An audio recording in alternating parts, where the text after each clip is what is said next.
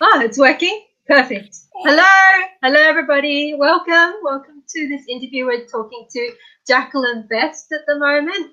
She's a coach and she's also the creator and instigator of the Global Healing Party. I say instigator because I think that's the best word. This instigator. She came and she contacted each of us and slowly built this beautiful event that we had. Was it a week ago now? It's a week, Yeah. isn't it?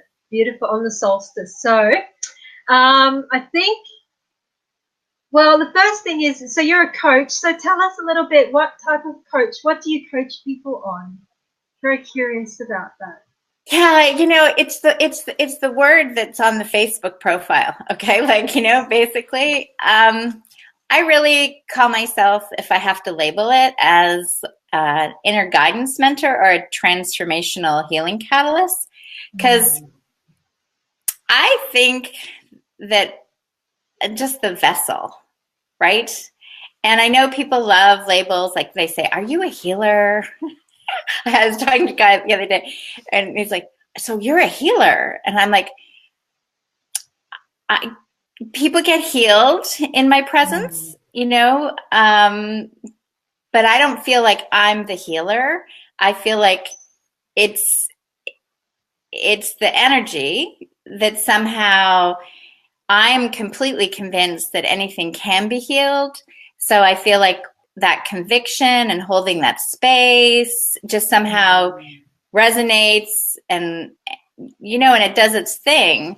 So yeah, I have a hard time with labels. So it's like Facebook says, pick one. It's like, okay, we'll call it a coach because people can identify it with. And that's kind of where my struggle has been online is people still want to keep us in this little box of what Mm. are you really? And I think transformational catalyst is even a better idea because just like we said, you said instigator. It's like we all are in this together.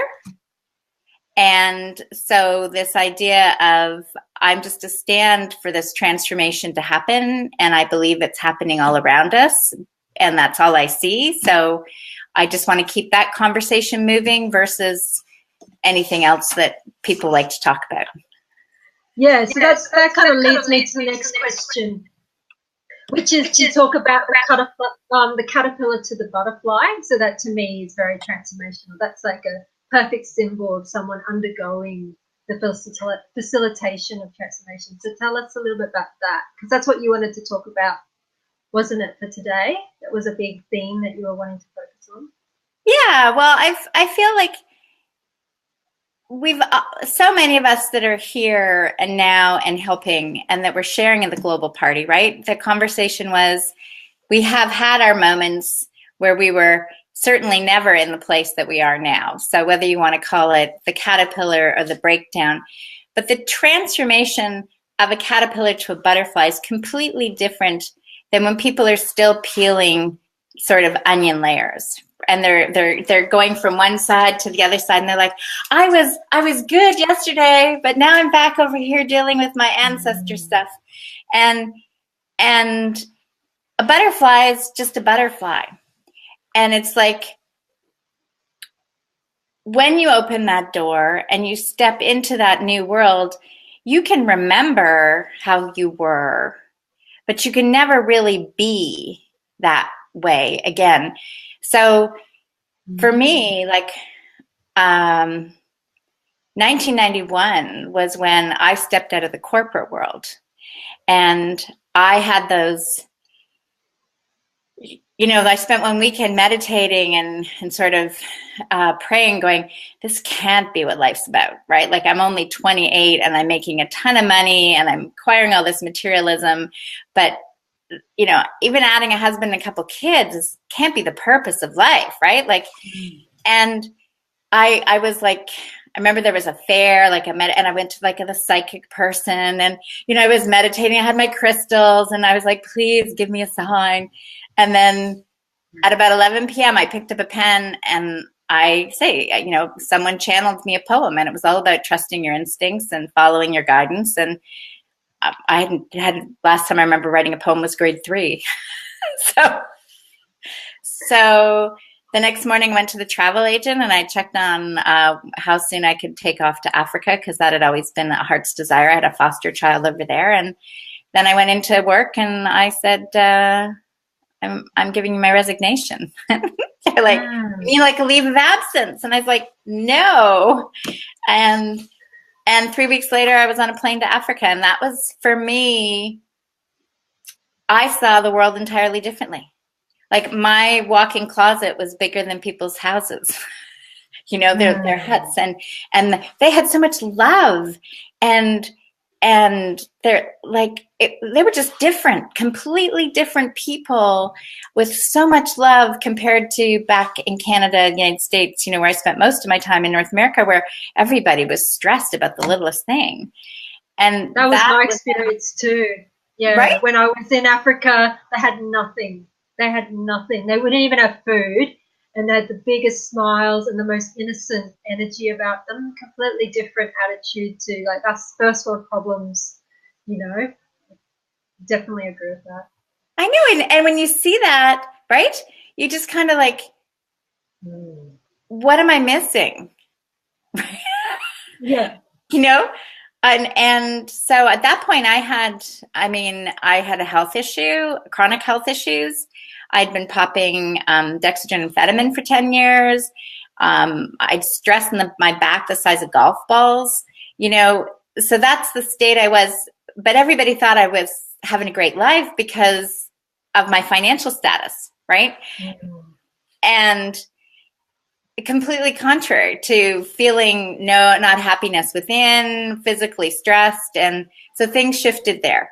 And I just made a commitment to myself that I would never go back that way. And I began the journey. And I think that was the beginning of the chrysalis, right? So that's what I was going to ask you. It was like, what's that phase in between? Yes. Yeah. And so that was it. Everything that came along, I wanted, I was willing to try, right? So I was like, I studied feng shui, I studied past life therapy. I did all kinds of, healing work, my modalities. I had my kids. They were raised, the osteopath, the cranial sacral, the naturopath, the homeopath, and the path. And they came even for them probably when maybe Destiny was 8 and Faith was about 4. So it happened earlier for Faith, is that I just thought, every time I go to see somebody, I'm saying, okay, she's rerunning this pattern or she's got this issue, and I'm educating them, but they're like the, sort of trained professional. And it just started to just not jive with me. Right. And I thought, you know what, there must be a way that healing is natural. Right? Healing should be natural because in Canada, like Australia, right, you have socialized medicine, correct? Yes. Yep. Yeah. Right? Like, yes, of course we do, right? It's just the United States that people don't Sometimes to our detriment, though. Sometimes to our detriment because we kind of go, I don't need to deal with that because it's free hospital, free this and that. Yeah, most of it's free. But, yeah, it's like, don't need to deal with it. Medicare will do it. We call it Medicare here. I don't know what we call it over there. But yeah, people do have this attitude now that's like, it's free, and almost like they don't value any other way because it's already provided for us. Yeah, and hence, if you want to be responsible, right, and you want to go to the naturopath or to yourself, you're paying money. You pay much more. Yes, you pay. Like it's out of your own pocket, right? Yes. And that was where I was going. I'm paying all this money because I want to be responsible for my kids. Yeah. Right? And yet, so there was just something within the system and the structure that didn't quite make sense to me because I believe health should be natural and we should all be taking care of everybody. So I bought into that system, but just as like you said, some people just like run off to the doctor. I had friends that were doctors and they go, we want to tell them you're stressed or you need to, be more mindful or get more exercise. And they'd be like, just give me the pill.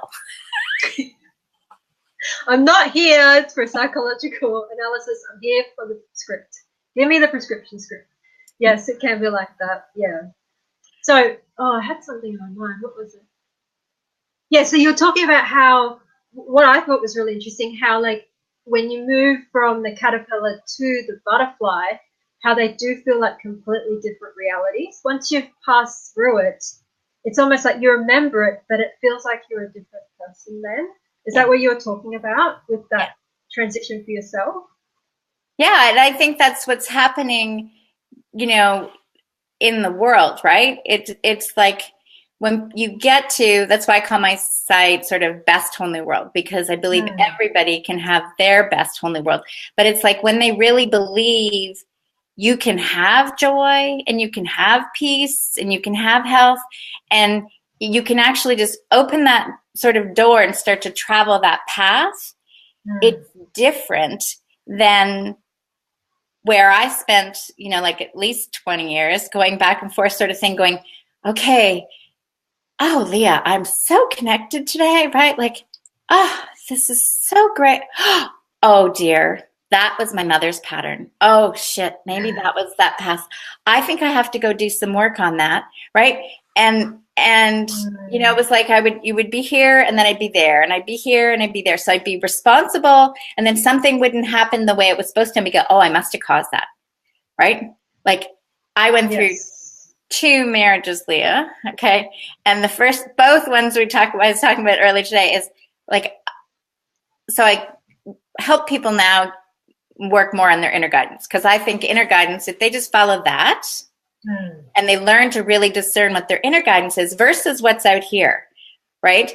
Because there's so many spirits. Which spirit are you talking to? Right? Well, don't get me started about intuition and guidance and how people go. It's like they kind of mistaken a whim or a sign, and then they make it mean something, but they never undergo the full transformation. I think that's what you're saying, isn't it? People think they're having a transformation, but it's kind of like a false, or maybe it's rearranging deck chairs on the Titanic. I hear that saying a lot. Like they're rearranging stuff, but nothing's really changing. And you're talking about really following your inner guidance to move into a true transformation for yourself, to become the true butterfly. Yeah. It's you when you transform, right? You know it's in here, right? You realize that we're connected. And that's to me what the global party was, is that it's like every conversation was sort of this little piece of the universe, right? And we're all in different places in the globe, yet we're having this same sense of wanting to share and contribute. And it's like these little sparks or little fireflies, in that sense. And it's like, that's what I see is happening everywhere. Sparks, like it's when people go, oh, I don't know what's happening. It's like, it's happening. The world and the systems are breaking down. The Western systems, it's impossible for them to support the 7 billion people or whatever we live in the world, the way we've lived the last 50 to 100. It's just impossible. So they have to shift and change. Right? So there has to be this breakdown. It's like I could never have survived doing what I was doing and kept doing what I was doing to be who I am now. I had to literally break down and leave that space before I could start to grow into something new. Yeah. My intuition teacher used to say that the old structures have to die before you can form new ones. Yeah. But he doesn't say this, but we spend so much time trying to hold the old structures together. And every time it starts falling, it's like we try band-aiding or putting duct tape on it, trying to keep it together because we don't want to go for that breakthrough. And yet the breakthrough or the breakdown is the thing that you need to go into your greater self. Yeah. I mean, look at Japan, okay, as an example, is U.S. hit them not once but twice with the nuclear bomb. Yeah. Right? Tremendous devastation. Okay? But yet they came back as this huge economic power. Years later, they've community and however, look at Germany, right? They have rebuilt and reorganized and they have this depth of connection now that they certainly didn't have when they were, end of World War II. So, Australia and Canada, in one sense, are fortunate that we've never really had the English and the French fought here in Canada. Australia, you really never had a war per se. We're right? not old enough to have a war. We're not old enough to have it yet. It'll be coming later. No, don't but there's, we're still healing our wounds with our First Nations, right? We're recognizing, oh my gosh, we've got big problems here. Yeah. It's all hidden, but we seriously have some structure that hasn't unwoven or broken down fully that we can form a new one. New Zealand's done a lot of good things, but I think Canada's doing some good things now, aren't they, to bring in their First Nations back? We're doing our best. We were talking about that. It's like, this generation, we're wanting to be healing, and I think that's the intention and the values. And so I feel like that overall conversation is happening. Like, I was in Ireland 2 months ago, and I had this wonderful man I met, and he knows all this Irish history, and he's like, oh, well, we were talking about fairies and all, like all this, like it really was a whole other world over there. Like I could feel like there was, like where the hills were, I felt like there were cities behind the hills. I was like, I've never felt like this before, but it was like, if I could go in the, it'd be like, there's everybody there. But he was saying, he goes, well, we've had 2 wars already. The dark one, the first, the light one, the second, and now we're in the third. And I'm like, yeah, but the light is winning this one. I just want you to let you know. The book's been written, but that's how I feel, is that you have to choose which direction you want to go. And it's not about a positive affirmation. It's about really feeling and seeing it for what it is. I think when a caterpillar goes to be a butterfly, there comes a part where the caterpillar, when they're in the chrysalis, so the caterpillar actually realizes the butterfly cells are starting to develop, and it wants to destroy it. And I think that's a great example of how we start to move down this path, but then there becomes an uncomfortableness because we have to let go of a relationship, or let go of a job, or let go of friends, or let go of where we live, and we go, oh, maybe I don't want to do that. Yes, it's true. I visited a butterfly house a month ago. It was Mother's Day. And they told us some amazing things about the transition. They have a whole setup. And they said that once they go through the chrysalis phase, to come out of that, they actually, through coming out, they do some activation where they fluidize the whole thing's not formed yet, but coming out, there's this fluidization that happens that spreads through the wings and spreads it out and then becomes the butterfly. And she said that they have to learn a completely new way of eating, like a caterpillar just eats and consumes and stuff to build itself up. But the butterfly only has the little thingy, I can't remember what it's called, and it has to learn a completely new way of being. But it does it, she just says, but they just do it. Yeah. They just know what to do, and they just follow that. And that's kind of what you're talking about, right? You've transitioned, and it's a new way of being, and everything that you do is different. But it's not necessarily your outside world looks different. It's actually your internal motivations and drivers. Yeah. It's like my free will now picks to follow my inner guidance.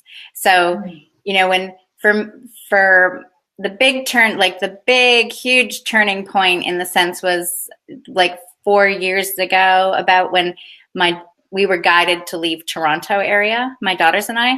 And if we had to pick, we would have gone west, or north. But when we tuned in, which is what I talk about, tuning in to your inner guidance, we got go east. Like it was east. And here we are on Prince Edward Island. Now, never was it ever in a conversation, not even once, to say, let's go to Prince Edward Island just to visit. No. And yet, everything was already being prepared 3 years before.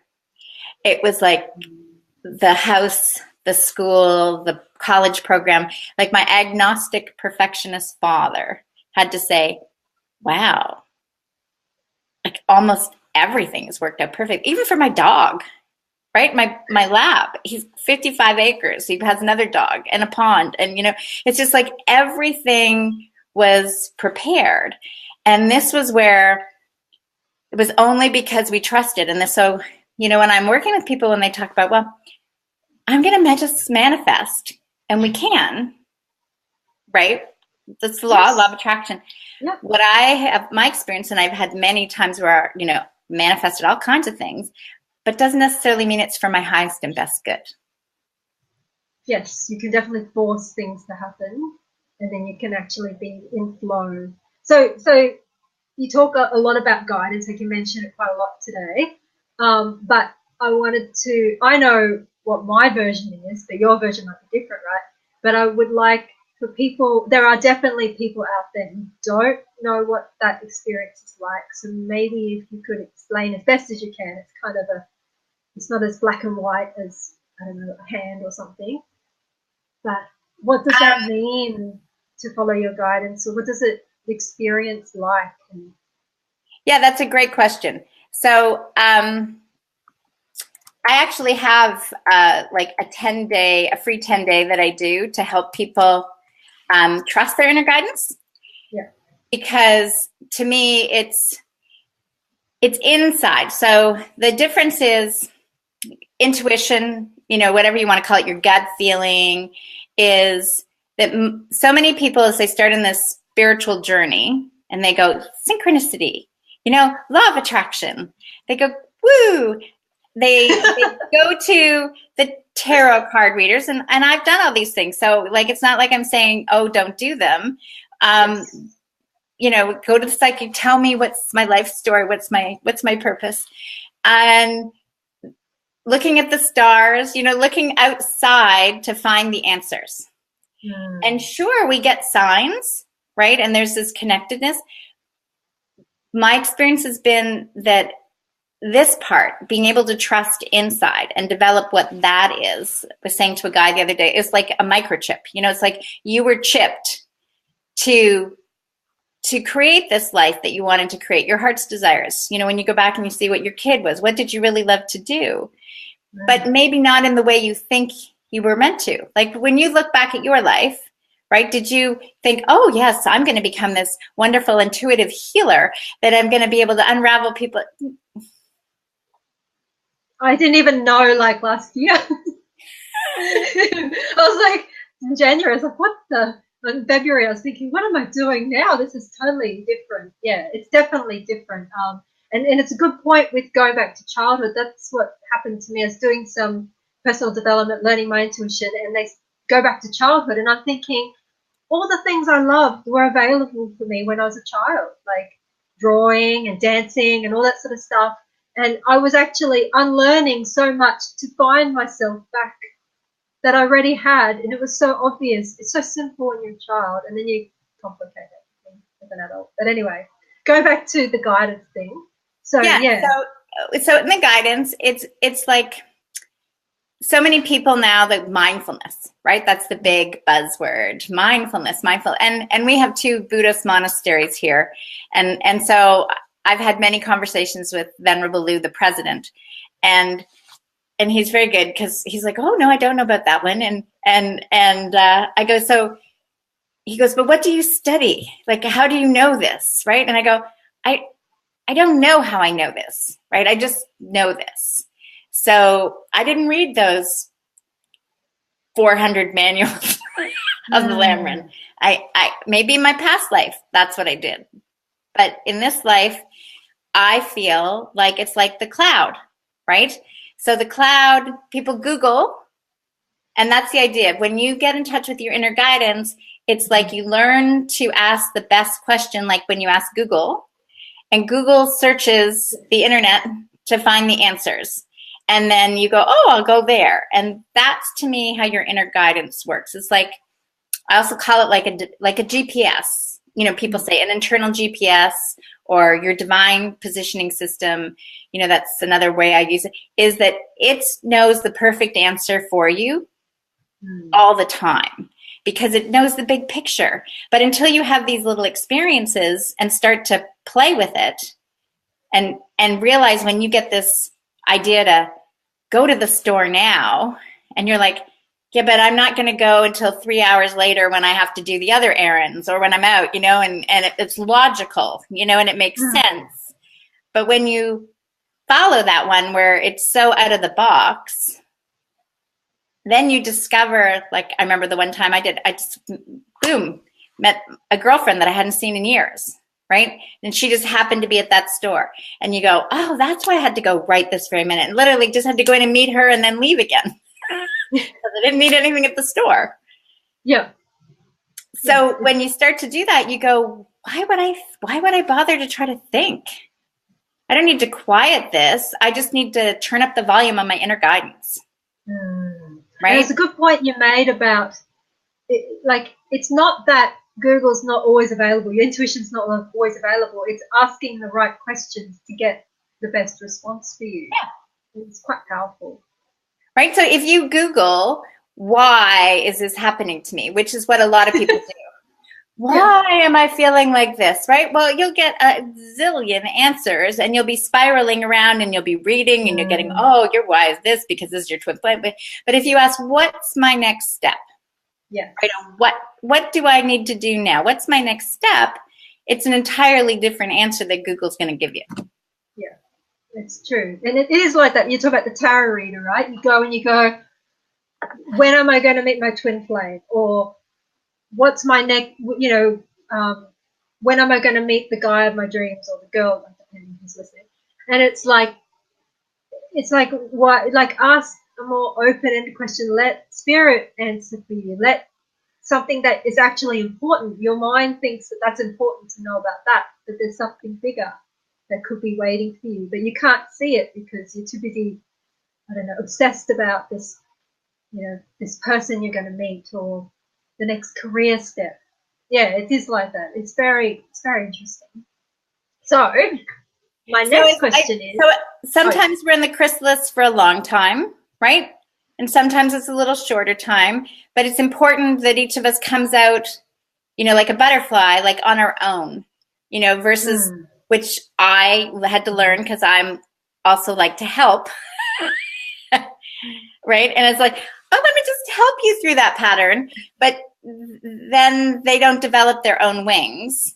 And so when you let somebody to mentor them, and that's why I call myself more a mentor, is allow them to go through the experiences and be there and just keep them really on the track that, yes, they can do this. What are they feeling? I always come back and we'll sort of tune into that energy, like perfect pitch, right? Very few people have. So that's kind of the idea, is finding that vibe and then have them ask, so what do I do next?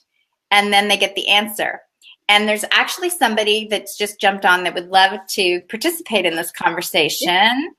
Can I pull Diana up? Yeah. Okay, here we go, Diana. Because... Yeah, so Diana Nielsen. So this little goddess, well, you can ask her about your inner guidance. But Diana and I met about, I don't know, a year and a half ago. 15 minutes ago. I did a Facebook Live one day. It was like one of my very first ones. I just wanted to say, I wish you a very lovely day. It was just a great day. Everybody just, sort of. And she needed that. And she's like, reached out. And since then, she is like the inner guidance goddess now. You can go ahead and ask her what she's trusted and overcome in this past year that we've worked together. It's been amazing. Yeah, tell us. I've basically been navigated out of whatever it was that my former husband brought back from Iraq. So that was one thing. So out of domestic violence. And where do I start, Jacqueline? There's so many things. I just barely had an impression where I felt very strongly guided to contact someone that I had dated 31 years ago. And I was like, why? And it was the one time that I did question and go, are you kidding? How do I know if he's even married? Like, I was like, ah. And contacted him and just said, and felt very strongly guided to tell him the things that I saw about him when we were dating. And now I'm with him, and we're driving to go see his family out of state. So, yeah, so very much in love and amazed at the process of what has happened. So we've sold our house in 16 days, including everything in it, released everything as part of it. Jacqueline? That's actually probably a good point. That can I just interrupt? So Diana she sold the house and then was vacating all the stuff. And literally, she was doing this. She's got 3 kids with special needs. She could have easily gone, how is this going to happen? I'm so stressed out, right? Oh my gosh. And literally every day she'd just say, she had a very strong faith in God before. Like huge faith. So I think that's the kick. He would say, okay, I know there's a plan, right? Yeah. I know there's a plan. I know there's a plan. God's got a plan. I just got to stay tuned in. What do I need to do? And what do I do today? What do I do today? That's all she was focused on, is what do I need to do, like right now? And so there was this time where this little old lady showed up at her door who was supposed to like come take this, part of her house. Left over. Yeah. Oh my goodness. I forgot about that. Yeah. Oh my goodness. Yeah, and so she just kept the faith and going, well, how's this little old lady going to take all this stuff out of my house in like 2 hours, and the sort of, and then poof, the lady calls the guys, and the guys come and pick the truck, like it was perfect. It operates in faith, and I think, see the difference, Leah, when we were talking about when people look on outside for signs, is a transformation, I think, is when you realize that the universe can show you something completely different. It can show you like things, like people can look at it and go, oh my gosh, everything is going wrong. But really, it's like when you go, no, it's going right. Exactly. I just have to stay the course, right? It's like hitting turbulence when you're flying. You just go, it's okay, we're going to get through this. So tell me, that guidance, that knowing that you had to tell him, Diana, how you had to tell him what you had to tell him, or that you need to move from that house. If you could maybe explain a little bit for the viewers so they might get a sense. It might be different for each person, obviously, but is there something that you could... How did you know? Or I woke up and I just had a very strong feeling. It was like, call him today. And I was like, really? Okay, here I go. And so I'm like, well, I don't have his number. What do I do? Is he married? Can I ask that? And it was like, call him today. And it was very strong. And I knew it. And so, he'd been, he was the guy that I was wanting to marry before I served as a little missionary for my church and everything. And when I was as a missionary, I found a very strong impression that guided me a different direction. And I thought, what in the world is going on? Why can't I mean, like, I love him, his family. I mean, it just made no sense. But I know. So it's like, sorry. So it was just a thought. It was a very strong thought. And so what I did is when I reached out, I just said, he said, this is so-and-so. He texted me after one of his relatives reached out. And I just said, I feel very strongly that I'm supposed to call you today. And so when's a good time? And he was just like, what in the world are you doing? But he is the most loving person and the most amazing person and the biggest gift. And I appreciate him more now than I would have appreciated him before. And I can see that very clearly. And so now we even had like a little video of us together, and I watched it and I saw myself going, he would say something positive to me and I would go, oh, no. And I wouldn't receive it. See, I wouldn't have been ready to receive him like I am now. That's just amazing. Yeah, I think that's the key, right? It's like the thought comes or the impression comes, but you listen instead of pushing away. Exactly. And then you act on it, even if it defies logic. Yeah. And I think that's... And he was like, I'm working a 16-hour day. And I'm like, okay, well, when's a good time to call? I was just like, laughing thinking about it, but I knew I was supposed to call. I wrote, I just said, look, God said call, and here I am. So smiley face, you know, it was blame it And on that's him, that faith. I know. Yeah, that's that faith that you were talking about, Jacqueline, Yeah. isn't it? Yeah. That faith and following. Exactly. Well, it's like when you're talking about is when we were before about mindfulness, right? And people are trying to quiet, but I feel that your body, right? When you realize it's not just a thought, like it's an impression. Like your body feels, whether it's your gut, like you feel. Some people say they feel lighter. Some people just feel more expansive. You know, there's this feeling that says yes. It's like you're being sort of gently moved in that direction when you realize that that's your guidance. It's like a homing pigeon or something. You know, like you're like feeling the movement. Yes. And when you become aware, you realize when you want to resist that, you almost tighten up, right? You start to realize, oh, and then there's the subtle times, because sometimes it's a little resistance because it's new, right? And you're getting over that old pattern. Exactly. And it's to discern between what that feels like versus the ultimate one where like I taught my kids when they were little is you have to trust that God is always always communicating with you, because I'm not going to be there. And I didn't want them to grow up saying, oh, don't talk to strangers or anything like that. So I was like, we love the world. We love everything about the world because we are the world. And yet, if it's the neighbor or a family member or anybody else, and you have a feeling somehow that says, leave, go. Yep. And even if it defies logic. Right. Exactly. You know? And I did resist. I resisted. I was like questioning it, but I knew I couldn't because I knew what I mean, I felt so strongly I needed to connect. But you've had enough practice though. So let's just, for some of the viewers, right? It's like a year ago at this time, I could have said, what are you feeling? And she'd be like, no. I'm sure that. And I'd be like, because she was still, in dealing with her old relationship, right?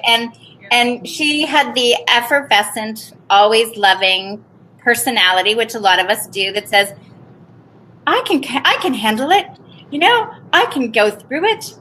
And so that's where you just have to, there were times I'd have to say like, okay, talk later, goodbye. And just wait until there'd be a moment where she'd be like, oh my God. Well, tell me, Jacqueline, I'm curious now. So you've had this vision of the Global Healing Party, right? Yep. And obviously that was through guidance as well. Yep. So tell us, how did you come to knowing that was coming through and followed that? Well, okay, so I actually had the first global party last year. Yes. Right? And I remember it was like end of May, beginning of sort of June. And I had this feeling like it's time for everybody to come together. Right? Yeah. And I'm like, I could do a virtual summit, right? Like that's a couple recordings, no problem. I'm sure I could do that. I can figure that one out. And it was like, no, that's not what you're going to do. You're going to do like a marathon. Yep. And I was like, a marathon? So here, shift over. So my issue when I had a chronic illness, I actually had a sleep disorder that was labeled narcolepsy. So I had uncontrollable sleep attacks. So one of those things was that, for me, I could sleep all the time like a chronic fatigue person, right? I was on amphetamines to keep me awake. So this whole idea, now you want me to stretch and I have never been awake 24 hours. You're telling me 30 hours. Yeah, it was 30, right? And I'm like, okay. So again, it's this surrendering and realizing if I really believe all these things that people talk about, right? That spirit is what it is and I am, then it's about living the part. Right. So I think I had about 3 people sort of thing that I reached out to that I knew in the beginning. It was like, and literally it was a trust factor. Just like with, I remember Melody was one of those people that all of a sudden I went on my Facebook and she just popped up on the screen, like, sort of thing. And I was like, this feeling, call her. Yep. And so I messaged her and said, can I call you? And she said, sure, call me now, right? And I was like, hi, I have this idea. And she's like, sure. And I'm like, okay, that was cool. That was like 5 minutes. Huh. Okay. And that's how it started to be. And then someone said, oh, I know somebody, and da-da-da-da, and it kind of happened. And this one, the same thing, like Raquel in Netherlands, she doesn't do a lot of online stuff. And so this time, I messaged her and she's like, okay, my first question is, how did you find me? That's awesome. And that is awesome. She goes, because I'm not online much, right? And I said, well, somehow there was someone in my inner guidance group that's never contributed anything, right? And I was going through and I'm like, I wonder why she's here, right? Like, and so I clicked on her profile because I was like, is she real? You know what I mean? Like, so I clicked on her profile and she had said something like, I thank Ricky for her, how great her work is. And I was like, who's that? And I clicked on it because I could just have this feeling. I clicked on and I said, there's just this outpouring of love. And I felt like I have to reach out to you and say, hey, I'm putting this on. Are you interested? And so she was saying the same thing. Her life was full. She's planning her retreat in India, but she felt in her heart, yes, I'm to do this. And what's interesting is she has such a connected tribe that a lot of them supported. They came and they came in and they supported some of the other videos. And to me, that's another one of those issues of trusting, because there was somebody else that talked, Heidi Allen and the Positive People Army. Now they have like 17,000 people in the group, right? So when we talk about numbers and we think, oh, quantity is always the best.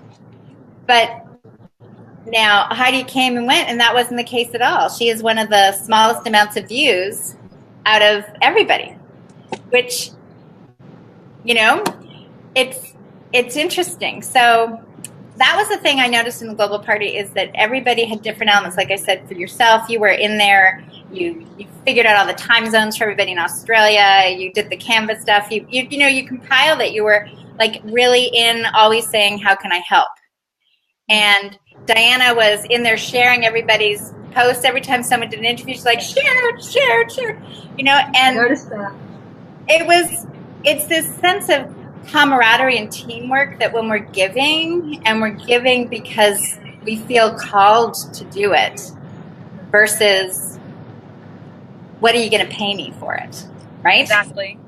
And or even duty, like, yeah. And Don McDougall, I mean, he's in the Costa Rica initiative. I don't know if but Don is like, he's the giving economy. And that's really where, since we talked last year, I was like, oh yeah, I felt that way. But everything online has really made me feel like I have to charge. I've got to do this. And yet I know my heart is the most open.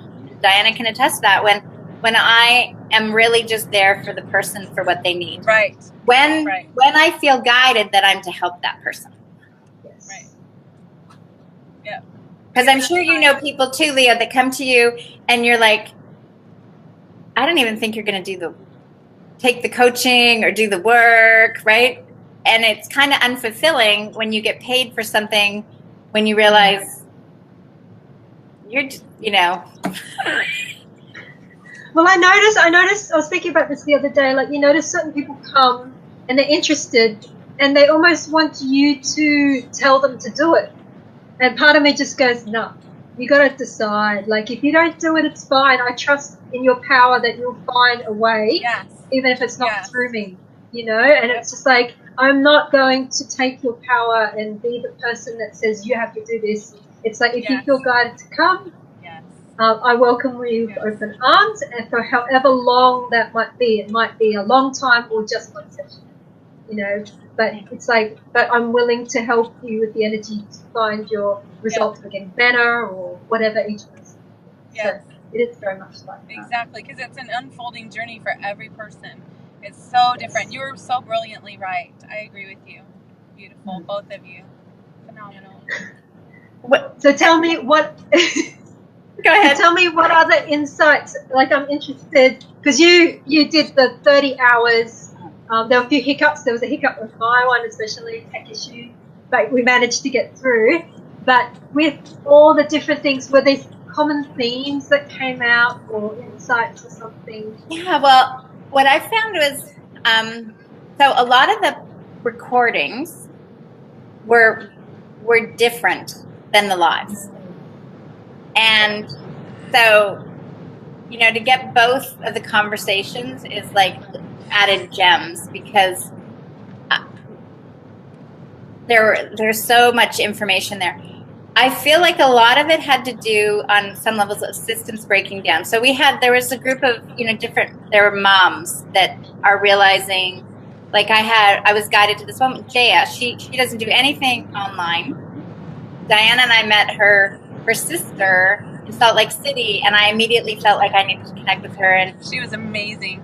And so Jaya, literally, her son was the one that told them that he was going to go to this other school and they were going to move and yeah. And so to me, there was some elements of moms with kids realizing the systems, the schooling has to be different. I was fortunate, like I got to homeschool my kids. They started out in Waldorf and then I homeschooled them. So that was a big part of personal growth. Diana homeschools is when you actually take your kids back home, you realize so much about yourself. And when the idea of we have to have our kids in school in order for us to do our job, right? Right. Which we don't. There's again, it's a pattern, right? It's back here in the caterpillar stage. Something has been, because if you really think the school isn't good for your kids, but you need to put them there in order to earn money, right? You've limited the universe. Right. Yes. Can I just say something really quick about my children? Through this whole transition process, and I'm not discussing all the different transitions. There've been a lot. There were 7 in 2 months that I went through that were ones that usually people would be like, back to the cocoon, I'm going back. It was that. Go back. But my kids have named me Adventure Mom because I actually felt guided to find this little book. I was down at the beach, and there was this little book that talked about a family of starfish, and it shows pictures of them at different adventures that they're on. And they're all dressed up. The little starfish are dressed up. It's hysterical. It's just darling. And I felt impressed to get that, a little white blanket. And I was like, and it was put it in this bag. Well, there was a period of time where, once again, we had no home. And I felt very strongly guided. I call it personal revelation, but it was like, get that bag, bring it in the hotel right now. And so I went, got it, brought it in, and we sat there, and I read the little book to them. I showed them the blanket, and I told them, I said, this little white blanket represents God's love. And I wrapped it around my James, who has Down syndrome, my little one. And he was sitting there just all cozy and rubbing around on it because it's the softest blanket you've ever felt. And it was just amazing because I said, it represents God's love. And then I read the book to them about this little starfish adventure family, that they're on their adventure. And I said, we're on an adventure to find a place to live. And God's going to help us every step of the way, just like he found this place with this awesome pool for us to stay tonight. And they have been so excited through this whole process. Even when we sold our house, hey, what brings you joy? Bring it. And we're going to put it together in your little bag. If it's bigger, as long as it fits in the van, we're good. If not, let me know. We'll get a storage unit. We got this. And everything else, we're going to have this rare opportunity to share with other people. And they bought it. They were like, yay, we get to share. We're so excited. So here they are losing everything they own other than what brings them joy.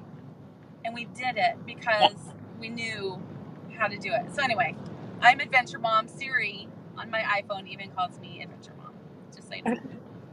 And it's a very valid point, Diana, because like so you sold your house end of March. Yeah, end of March, and we still don't have a place to live. Right, and they have, okay. Yeah, they've been having these experiences. They thought they had a house for a while, but then it started to have undisclosed issues with it, yes. and that in itself was an opportunity for Diana to realize how she's, deal with some of her fears in one respect, and then how to say no. She actually, in terms of following her inner guidance.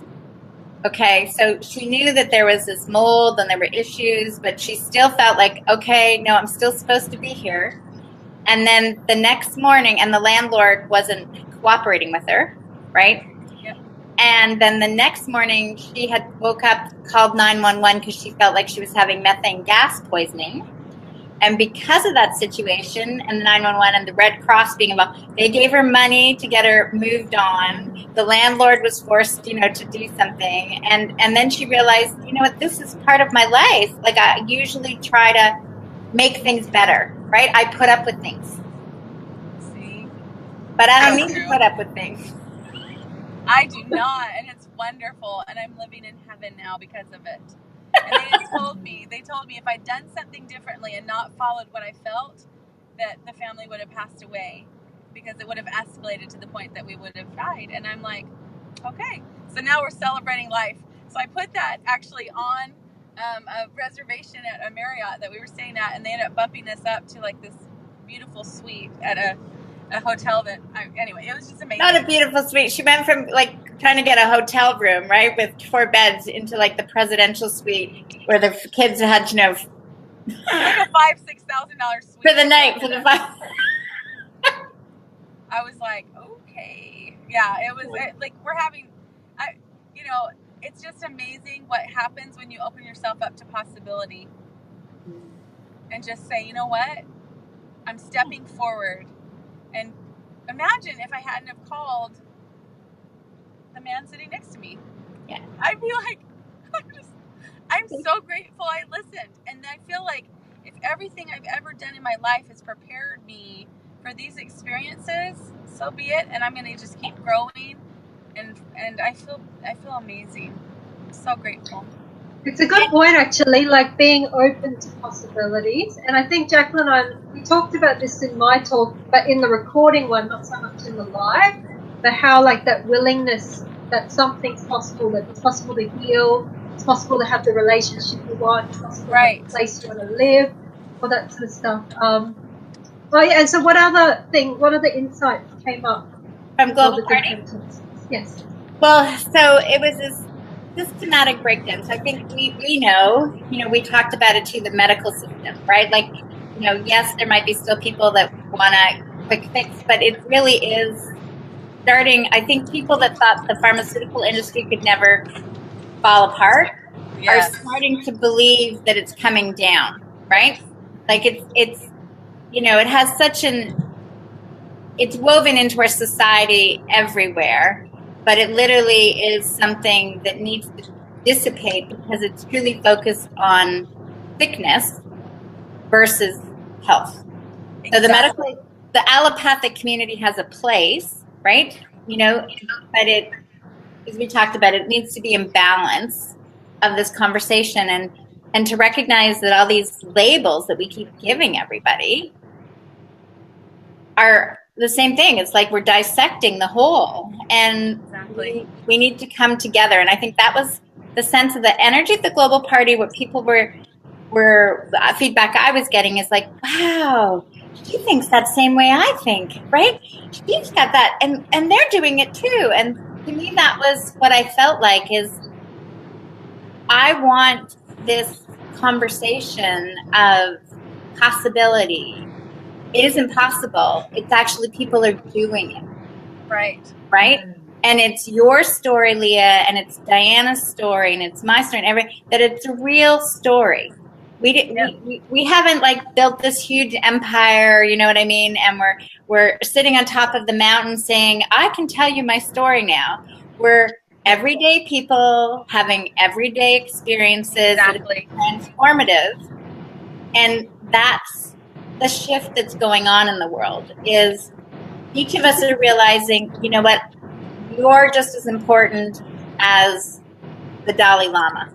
You know what I mean?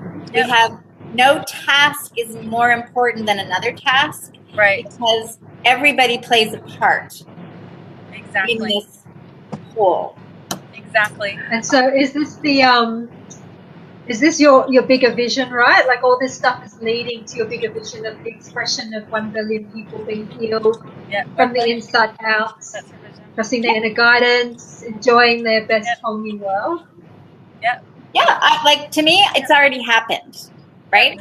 To me, the vision the reason I had this vision is because it's already happened, and we're just, it's like we're in slow-mo. You know what I mean? So it's like the video game's been constructed, and now we're playing it.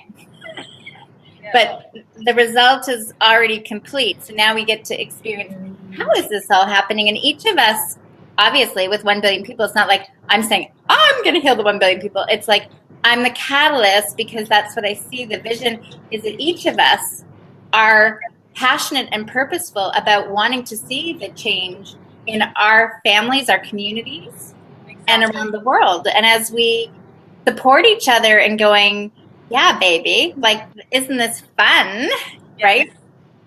That's the sense of the party. It's supposed to be about fun in what we're doing. Then more people want to jump on that and go, you know what? I much prefer this, right? Like, when you're doing something you love, you just want to do it. But if you're miserable, like I was back working, the beginning of working in my career was, well, this is great, right? This is new. And then it gets to be like, oh my gosh, these, like, I would sit in corporate meetings and literally they gave me a plastic hammer at one point because I had no patience. It would be like, bop you on the head. Okay, we're done with this. It was just like, you are just like, I would say in my head, you're a loser. You don't know what you're talking about. But I'd be like, you know what I mean? I had no patience. The idea, I never thought I'd have kids. I was going to be the workaholic, single, independent female forever. So when I talk about transformation, it literally was even when I left after a couple of years, I think it was like I'd started my inner work, and then I flew out west to visit a friend's, but then they were going to step away for a couple of days, and I said, I'll take care of your kids. And they're like, sure, because they had seen that I'd adjusted a little. But when they flew down to the event that I used to be part of, they're like, who did you leave your kids with? Right? Because they knew me as, the devil wears Prada, In that sense. I can't imagine you like that actually at all. So that's the transformation. That's the how you were before and how now it's the butterfly. And I think that's a good point actually about playfulness and fun and the party feeling, celebration, because we can get a little bit like when we talk about healing, that it's this dour life or death, boring journey of forcing ourselves to do the right things. And I think that's what you bring very magically, is that you make it all fun and you bring on this sense of magic and wonder and celebration, I think. And that's probably like a very powerful attitude to have to get into that healing space, like a true healing space. That's what you talk about, right? Not just like peeling the onion layers, like the real transformation. Yeah. So I think we should be celebrating. Come on down. That's your song. We should play it. That's your song. Awesome. We have a song for this one, but that's the song. So to wrap up, where can people find you, Jacqueline, so they can have some more fun, maybe work with you? You can find me right here on the page. So, Reach out. Jacqueline Bez, Best Whole New World is, my Facebook page or my so-called website that really, I've never really quite gotten into yet. But Transformational Catalyst on YouTube. But really, probably most is like these days is just here. And I'm trust my inner guidance. If you want to work on your inner guidance, we do have a 10-day. It's a free 10-day. You can find the group here. And that was what I was going to ask, but you've already answered the question. Yeah. So what would be the first step that's best? So the 10-day follow your inner guidance. Follow your inner guidance if they want to get. And where can they sign up for that? I'll put a link below in the thing, but yes, and then it makes it easy, and they can just it's pretty straightforward. But I think that's it. Is when you begin to really realize what's inside, it's magic, and it's your best whole new world. Exactly. Awesome. Yay. Beautiful. Thank you, Jacqueline. Thank you, Diana, for hopping on and sharing your stories. My pleasure. And that's a wrap. I don't know how to end this, but that's a wrap, and there's more to come. So let's see. Kat, thank you very much for joining us. Thank you. Bye. Bye.